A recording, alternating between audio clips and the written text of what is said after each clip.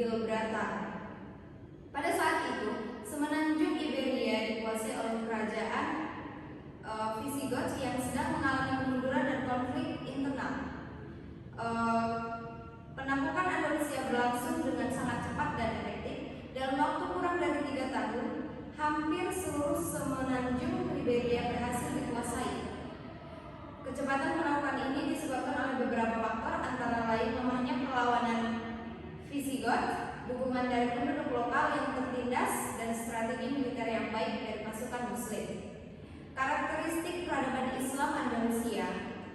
1. Karakteristik peradaban Islam Andalusia. Peradaban Islam di Andalusia memiliki karakteristik yang unik dan berbeda dengan peradaban Islam di wilayah lain.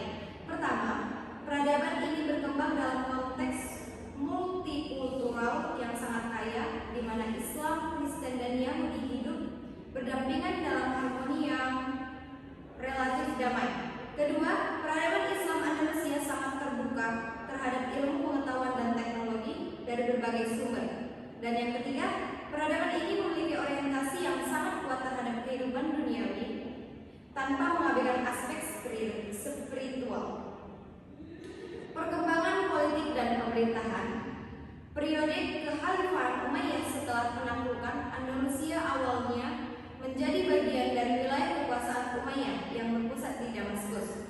Namun, ketika dinasti Umayyah runtuh pada tahun 750 dan digantikan oleh Abbasiyah, seorang pangeran Umayyah bernama Abdurrahman melarikan diri ke Andalusia dan mendirikan kekhalifahan Umayyah Cordoba pada tahun 796.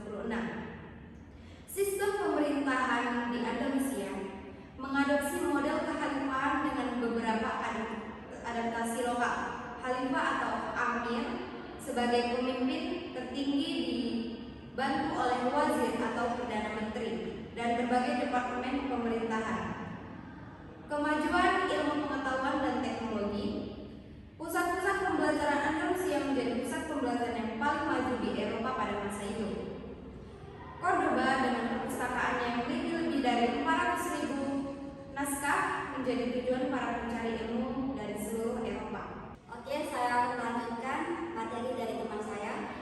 Oke, selanjutnya kehidupan sosial dan budaya. Masyarakat Andalusia dicirikan oleh keberagaman etnis dan agama, Muslim, Kristen, dan Yahudi. Hidup berdampingan dengan relatif damai. Interaksi antara kelompok-kelompok ini menciptakan budaya yang kaya, yang beragam. Ia tercermin dalam beberapa aspek kehidupan.